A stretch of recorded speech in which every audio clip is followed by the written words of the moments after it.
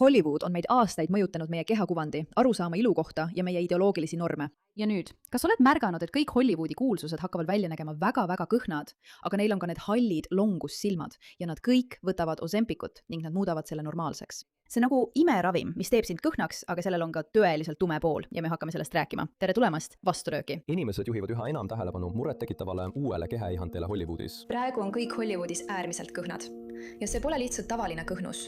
See on murettekitav, haiglaslik, lausa surmahaige moodi kõhnus. Väidetavalt on Hollywoodis kõhnuse epideemia. Kehapositiivsuse suunamudijad, lauljad, märulitähed, isegi lapsepõlve ikoonid näivad muutuvat aina kõhnemaks. Ja kõik arvavad, et teavad nende saladust. Hollywoodis on narkoprobleem. Oota, korraks, ma tahan lihtsalt öelda, et ma pooldan väga seda, et inimesed oleksid kõhnad ja terved, et inimesed ei oleks ülekaalulised ja ebaterved.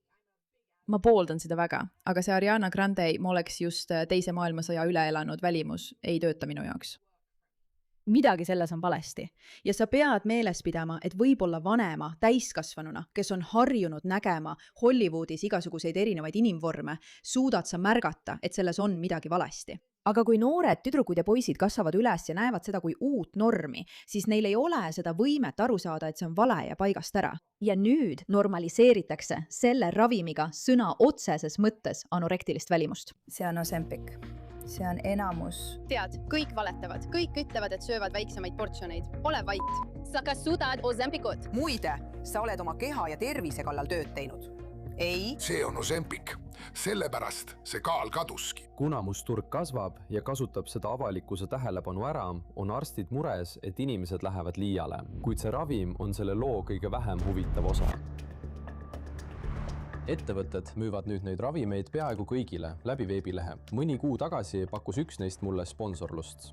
Raha rohkem, kui mulle kunagi varem on pakutud. Kuid sellised organisatsioonid ei taha tavaliselt, et ma neid uuriksin. Näete, ma teen dokumentaalfilme, uurides seda tööstust. Keegi ei paku sellist raha, kui tal pole plaani see tagasi teenida. Nii et ma hakkasin uurima, kuidas ja leidsin terve süsteemi, mis on nende ravimite ümber üles ehitatud. Üks, mis nüüd imbub ka fitnessi tööstusesse. See teeb mulle muret, sest 16-aastane mina oleks sellesse lõksu langenud. Nagu me näeme, teevad seda nüüd üha rohkem terved teismelised, et saavutada Hollywoodi välimus. See on probleem. Ma mõtlen, probleem pole ainult Ozempiku kõhnuse probleem, vaid ka see luuksmäksingu nähtus. Nähtus, kus lapsed kasutavad haamreid oma näo muutmiseks, võtavad tohututes kogustes steroide, et muutuda ebaloomulikult suureks, sellel on tõsised pikaajalised tagajärjed kogu eluks. Sa mõtled tõsised tagajärjed, kõigil neil asjadel on. Söömishäired lapsepõlves võivad igaveseks takistada naise kehal toimimast nii, nagu see peaks ja võimel tervislikult lapsi saada. Steroidide tarvitamine, ainete oma organismi viimine, enda löömine haamriga. Lihtsalt veidrate asjade tarbimine. Ideaali lähedase välimuse poole püüdlemine on nii ohtlik asi, mida me ühiskonnana surume ja toetame. Aga kui sa otsid internetist luuksmäksingut ja vaatad, kui kiiresti see grupp kasvab, eks, see on hullumeelne. Tõsiselt, see on muutunud täiesti tavaliseks nähtuseks. Vaata luuksmax.org, kinnita, et oled inimene, sa tead, et ma olen inimene. Ma leian, et see on nii tüütu. Okei, vaata, sa saad siia minna ja leida igasuguseid kummalisi asju, fitnessi stiil, ilukirurgia ja palju muud. Okei. Liitu kogukonnaga, kus saad arutada, kuidas ma saan vereanalüüsid teha lasta, kui olen 16-aastane. 16? See teeb mind tõesti ebamugavaks. Ja luuksmax.orgil on reegli, mis ütlevad, et esteetika on oluline. See, kuidas sa välja näed, on oluline. Ja muidugi on ilus ja terve välja näha tähtis. Enda kehas hästi tundmine on oluline, keegi ei eita seda, aga selle ideoloogia peale surumine, et sa pead end tõesti muutma ja ümber kujundama. Ja kultuuris, mis teenib miljardeid dollareid. Ma mõtlen, vaadake vaid moemaailma, kosmeetikatööstust või tervise- ja ilutööstust, mis suruvad peale, et sa pead kogu aeg muutuma, mitte selleks, et olla tervem. Nad müüvad seda tervislike ideede nime all, aga tegelikult suruvad nad peale aina ohtlikumaid asju, et sa ostaksid ja kulutaksid raha, et saavutada eesmärk, mis on kättesaamatu. Ja kui see ongi saavutatav, siis tegelikult on see sulle väga halb. See on nüüd ilmsem kui kunagi varem. Tere õhtust ja tere tulemast 22. Kuldgloobuste galale, Ozempiku suurimale õhtule. See ei ole lihtsalt mingi vestlus. Ma pean tunnistama, et ma leian selle tõesti problemaatiliseks ja mulle see tõesti ei meeldi. Ma olen täiesti selle poolt, et inimesed saaksid kaalu kaotada ja ausalt öeldes ma tean mõnda inimest, kes on hakanud kasutama Ozempikut ja see on nende elu muutnud, sest nad on aastaid vaevelnud ning see tekitas tõsiseid terviseprobleeme. Aga ravimi kasutamine arsti poolt määratud viisil, et oma elu parandada, on väga erinev selle normaalseks muutmise kinnisideest. Lihtsalt massiline kaalukaotus ilma, et teeksid muid asju, mida su keha vajab, et olla terve ja seda säilitada. Puuduvad psühholoogilised aspektid, puuduvad tegelikult füüsilised aspektid.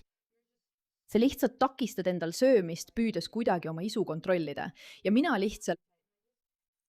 Mul on sellega probleem.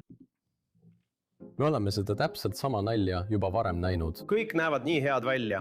Kui ma siin ruumis ringi vaatan, ei saa ma jätta mõtlemata.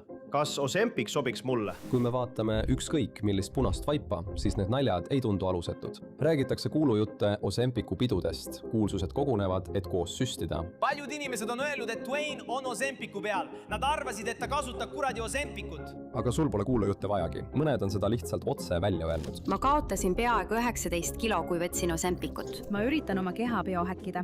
Nii et kõik, mis aitab mul nooremaks muutuda, huvitab mind. Joolo, sa näed kõht nalja. Aitäh. Ozempic, kas sa oled? Oled või? Kas oled märganud, et neil kõigil on samasugused hallid longussilmad? Muide, nüüd tuleb välja ka palju infot selle kohta, millist muud mõju Ozempic võib sulle avaldada. Näiteks nägemise kaotus. Inimesed ei tea sellest. Ja diabeedi või rasvumisega inimeste jaoks on need tõeline meditsiiniline läbimurre. Kõik selles ruumis teavad vahet, kas võtad ravimit, sest sul on seda meditsiiniliselt vaja või võtad seda sellepärast, et sul on reedel vaja punasel vaibal kõndida. See on õigele inimesele hea ravim. Probleemid algavad siis, kui hakkab tähtsust omama, kes on õige inimene. Sest kuulsuste jaoks ei ole see sageli ravim. See lihtsalt võimendab vana Hollywoodi traditsiooni, krahhi dieeti. Tead, ma kuulsin kunagi kedagi ütlemas, et sageli kui sa vaatad ühiskonda, siis mida rikkam see ühiskond on. Kunagi ammu tähendas see, et sa muutusid paksemaks, aga tänapäeval on nii, et mehed võtavad aina juurde ja juurde ja juurde, aga naised lihtsalt kahanevad ja kahanevad ja kahanevad, justkui ühiskondliku surve tõttu. Ja ma mõtlen sellele metafoorile tihti. Mitte, et ma oleksin suur feminist või šovinist või midagi sellist, ma lihtsalt mõtlen sellele, kui kurb see on, et ühiskondlik surve on selline, et sa peaksid justkui kaduma. Kao nii palju kui võimalik. Lihtsalt kao. Jällegi, ma ei propageeri üldse ülekaalu, ma arvan, et see on kohutav asi. Ma arvan, et enamik inimesi, välja arvatud need, kellel on tõsine terviseprobleem, suudavad pingutada ja olla distsiplineeritud, mis aitab meil parandada kõiki oma elu aspekte ja viia end vähemalt tervislikku seisundisse. Aga see ülikõhnuse norm mulle ei meeldi. 2022 aasta Met Gala. Kim Kardashian soovis kanda kleiti, mida Marilyn Monroe kandis presidendile sünnipäevalaulu lauldes. Oli ainult üks probleem. Ma proovisin seda selga, aga see ei mahtunud mulle. Ja siis ma vaatasin neile otsa ja ütlesin, andke mulle umbes 3 nädalat.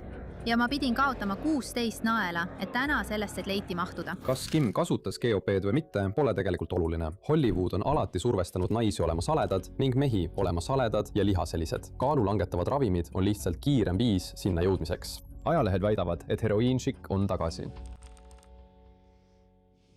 Ole kas kõhn või too tagasi surnud sugulane. Kõhn. See on nali, aga inimesed on Hollywoodi ideaalide nimel äärmusteni läinud juba aastakümneid. Ideaale, mis pidevalt muutuvad. Mida inimesed tegelikult minu kohta ei tea, on see, et mul on Vogue'i kollektsioon mu vanaemalt, kes on seda kogunud. Ma arvan, et see on tegelikult mul taustal, kas ma peaksin selle välja tooma? Oodake üks hetk. Vanaema on Vogue'i kogunud juba, ma arvan, et alates 19. aastatest. Ja mul on siin Vogue'id, see on pärit, mis aasta see on? Aastast 1986. Iluideaalid muutuvad ajas nii uskumatult dramaatiliselt ja on hämmastav seda näha. Ja see on midagi, mis mul on. Mul on see tohutu kollektsioon. Mul on sadu ja sadu Vogue oma allkorruse külaliste toas. Miks? Sest ma usun, et on väga oluline näha, kuidas ühiskond on meid erinevatesse iluideaalidesse surunud ja sundinud ning kui palju raha on teenitud selle peal, kui võlts see kõik tegelikult on. See on lihtsalt võlts, sest mitte miski sellest pole tegelikult päris. Me kõik teame, milline näeb välja ilus inimene. Terve, õnnelik, puhas, klaar, säravate silmadega, hoolitsetud ja korrastatud. Midagi selles on ilus. Okei. Natuke paksem, natuke kõhnem. Kõik on korras, kui sa näed välja terve ja särav. Ja see on miski, mille ma olen unustanud, sest kellelgi on paksud kulmud, kellelgi õhukesed kulmud. Mul on muide alati olnud paksud kulmud. Aga paksud kulmud, õhukesed kulmud, pikad juuksed, lühikesed juuksed, tumedad juuksed, heledad juuksed, päevitunud nahk, vähem päevitunud nahk. Väga-väga kõhn, vähem kõhn, lihaseline, suur nina, väike nina, suured huuled, väike nina, huuled, kõrvad, silmad, nägu, huuled, näooperatsioonid. See kõik muutub kogu aeg. Mood muutub. Need riided, kitsateksad, laiateksad, pikateksad, vanateksad, momteksad, uueteksad, see kõik muutub pidevalt. Ja see muutub nii, et sa ei jõua sellele kunagi järele. Nii et sa oledki kogu aeg aheldatud ühe standardi ja ühiskonna külge, mis saab sinult raha, kui sa püüad uue moetrendiga sammu pidada. See on põhjus, miks riided enam 50 aastat vastu ei pea, kuigi vanad riided peavad. Ja mulle meeldivad mõned esemed mu vanaema kapis, mis on siiani moes, näiteks hea Burberry mantel või, ma ei tea, Diori seelik. Kõik need asjad, mis kunagi olid ilusad ja moekad, on lihtsalt kadunud ja ausalt öeldes on südant lähestav näha, kuidas Hollywood seda suunda surub. Me ei vaata seda videot lõpuni, sa võid ise selle mehe videot vaadata. Josh Brett, arst. Hollywoodi uue kinnisidee varjukülg. Siin on tõsine probleem, millest ei räägita piisavalt. Ozempicu muutmine ilustandardiks on õudne. Õudne! Ja ma ei poolda seda ja ma ei usu sellesse. Ja muidugi olen mina tüdrukuna alati mõelnud, et sooviksin olla kõhnem. Ma ei happe teesklema, et mul pole oma keha ja välimusega probleeme. Muidugi on mul, igal tüdrukul on. Aga me peame endal küsima, millal see juhtus ja miks see juhtus. Ja miks ma istun siin oma kodus, õnnelikus abielus ja ilusa tütrega. Ja vaadates kedagi, kes on Hollywoodis selgelt haige ja mõeldes, et just sellise elu poole peaksin püüdlema, sellepärast peaksin ma end millest ilma jätma või endale midagi süstima, teadmata selle ohtusid või tagajärgi. Miks on sellest saanud meie uus norm? Jah, ma arvan, et olen sellest üle saanud. Aitäh, et sellele teemale tähelepanu pöörasite.